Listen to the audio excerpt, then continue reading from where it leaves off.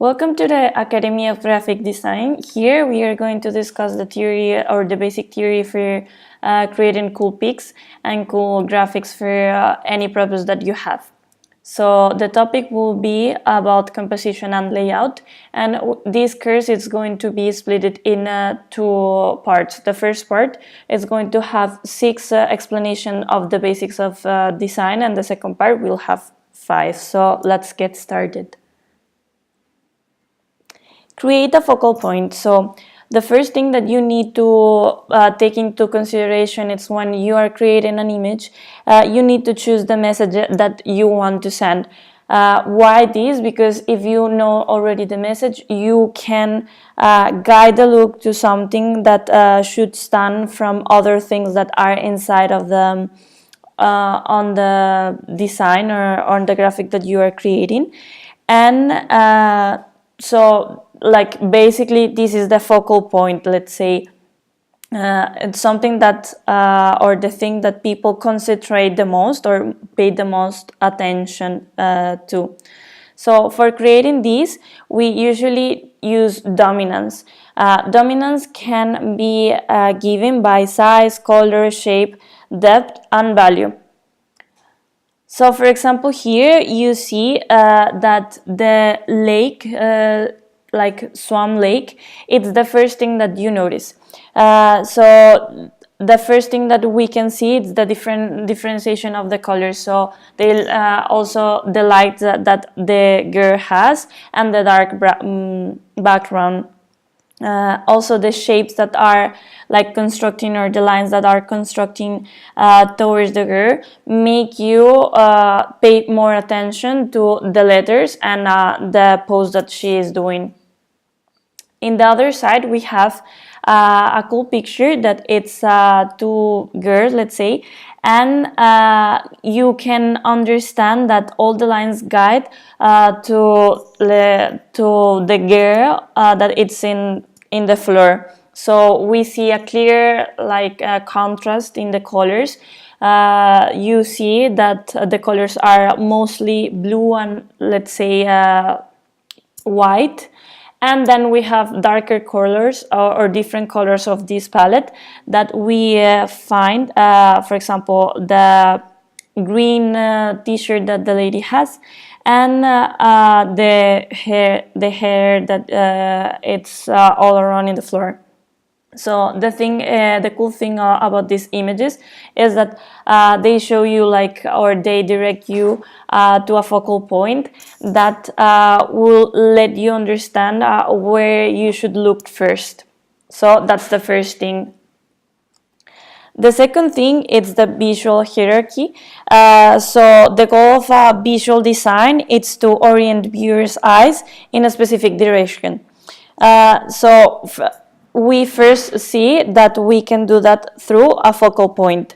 But the visual hierarchy also help you understand what's next besides the focal point that you already choose. Meaning that you are going to arrange all the elements in a way that implies importance. So in this example, we can see that campfire, it's the first thing that you notice, and it's also because it's a bold typography or bold font, and more than that, it's bigger than the rest of the composition. Then the second thing that we notice is the 2012, and then the little explanation of the campfire that it's going to be in February, let's say. Here also implies like the color, because you right away see that it's a clear, let's say it's super clear, the image, and that also help you with the little cones or little triangles that are in the image. They guide you to the first part of relevance. The second one, the first thing that you see, it's the title that you have in this image. So the first thing, it's you notice that for the texture and also for let's say the height and the weight of the letters that are made with different let's say materials that are not itself like a typography, like bring you or let you know that it's the first thing that you are going to see.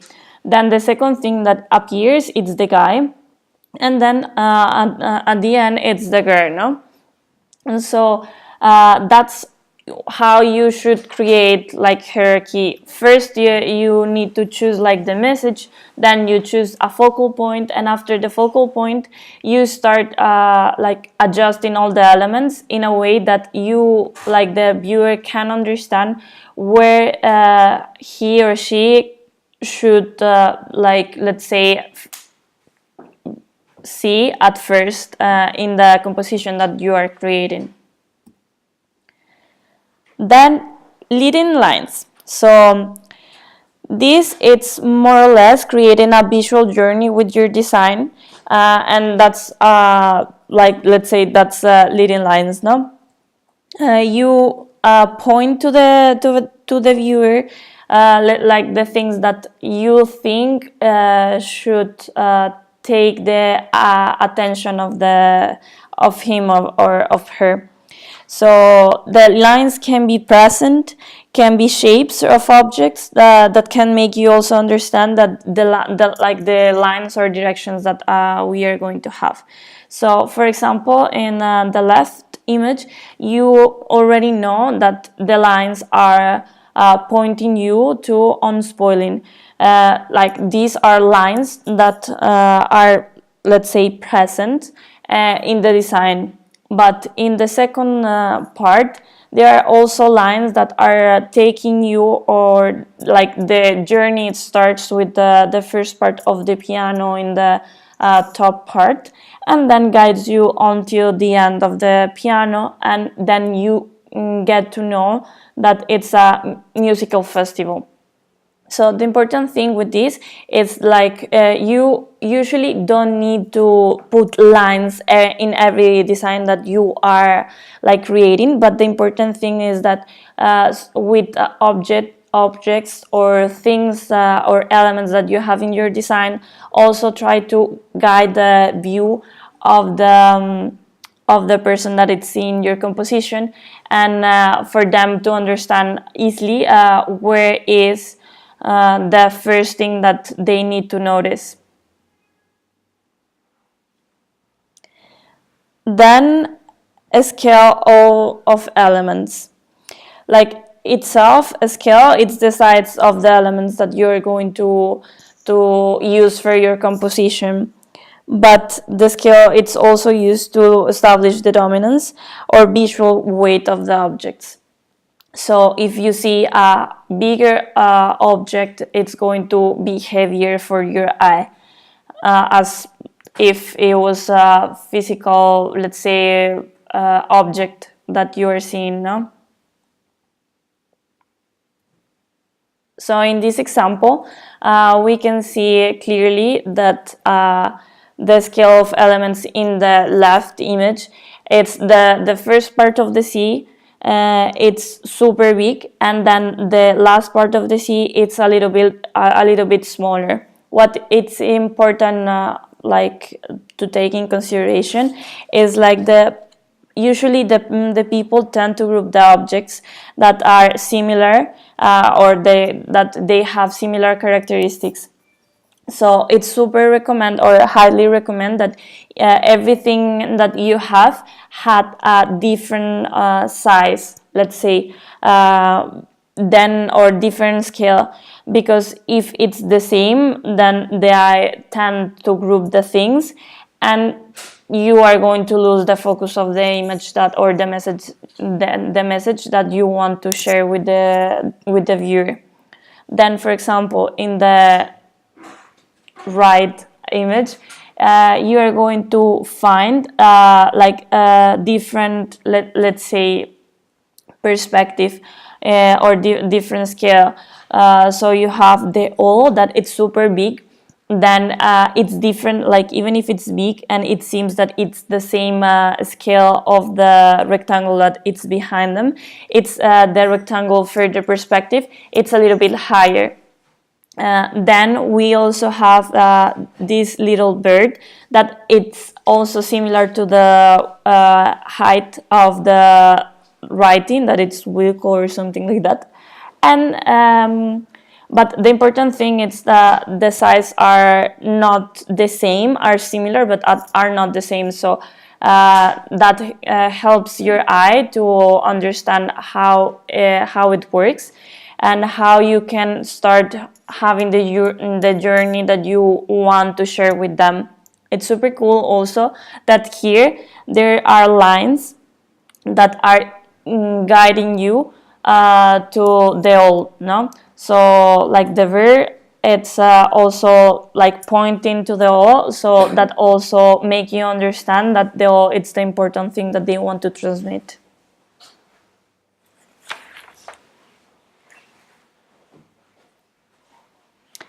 Then balance of elements. In this part, it's super important that you understand that the eye, as I was telling you before, can catch or see if something is heavy or it's not heavy, as if the arms or as if you were carrying like this object, no? So you understand, for example, that Bible, it's super heavy in a comparison with I don't know, with the mouse of the computer. The eyes also can, let's say, understand how heavy is the object or how lighter is the object. So itself, the visual balance can be compared with the balance in physical world. So each element carries visual weight determined by size, color, and shape. So that's the thing that I was explaining you. It's like if your eye had a balance in the, or your mind had a balance. So the eye for sure already understand that. And when you see, for example, this image, you understand that the bigger one, it's like the heavy one, and the smaller one, it's the lighter one. If this image had like a movement, you will understand that the balance will go to the right side. So let's watch. Let's watch something more visual. So here you understand that you have a clear balance because there are like two objects, right? The cool thing with the balance of the elements, it's that you can have symmetrical balance or asymmetrical balance. So in this, it's a symmetrical balance because the elements are just the same but positioned in different parts of the composition. But here we have exactly the same, let's say, balance, but with different objects that are positioned in a different place.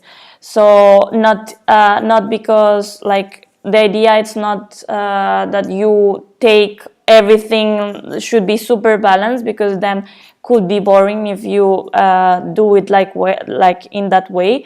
But you really need to take in consideration that if something is bigger, you really need to try to balance the composition towards that. So an example here about symmetrical and asymmetrical balance. In the right image, we have the Martian poster. So you understand that Mars, it's bigger, and for that reason it's the heavy one. And then in the center of Mars, it's like the little astronaut, so it's, let's say, it's smaller, so it's lighter.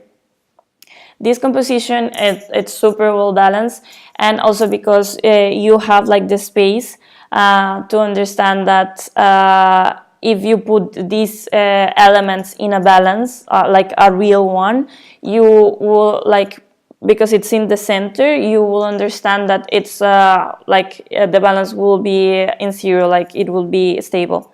But from the other side, we have an asymmetrical balance in the left image, where you understand that there are a lot of things going on, but still this image is balanced. Why?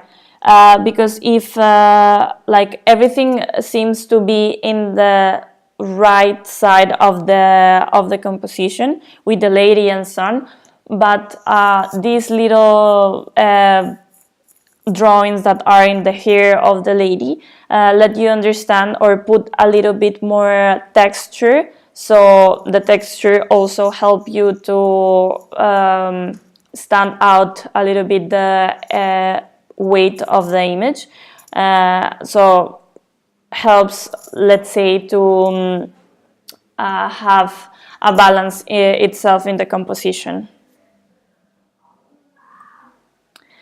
Then we have contrast. So basically, it's the contrast. It's something super cool because the eye captured the difference, and as I will tell you, as I was telling you before, we usually tend to group similar things. So contrast is when the eye captured the difference between one thing and another, no? So in this image, we see, for example, that all it's black and white. So the eye capture as a whole, let's say, as a one thing, and then we have the contrast between the colors. That it's light, bright yellow. And in the other side, we have some letters that are in blue, but are also letting you know that we have, let's say, in this composition, a different contrast, and that they want to put the focus, for example, in the astronaut, in the head of the astronaut. And then the last one is cohesion. It's super cool this because every time you design, you are not only putting elements or messages that you want to share with the people, but you are seeing everything as a whole. So here we have an example of cohesion. It's everything that you are seeing in this. This is a prototype for web page. So everything seems to be the same, let's say, like the same design. Why? Because we see the same or the similar typography.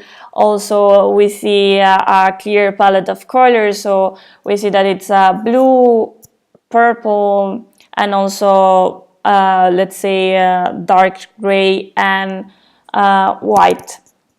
Even like you can see everything has a cohesion way or a connection. For example, the first guide in front of the computer, it's similar to the one close to the watch, and this one that it's smiling, it's also connected with the other one that it's also smiling. So even if you don't notice or like you don't realize it as first glance, the eye captured this and make you think that it's a unique composition, like it's a whole composition. So thank you very much for watching this. Here now next is for you to take the test, and see you in the next course.